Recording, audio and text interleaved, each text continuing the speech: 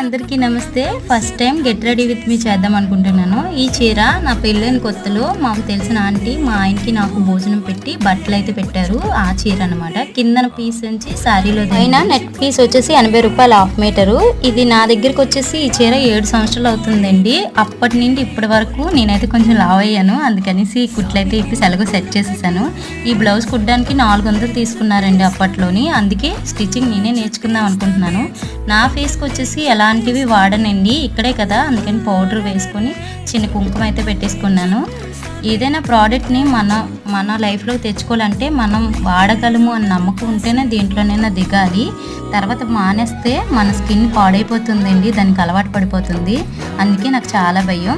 ఇది వచ్చేసి సంతలో కొన్నాను, 25 రూపాయలు నల్లపూసలు. నా గోల్డ్ ఇయర్ రింగ్ సెట్ అవుతుందని.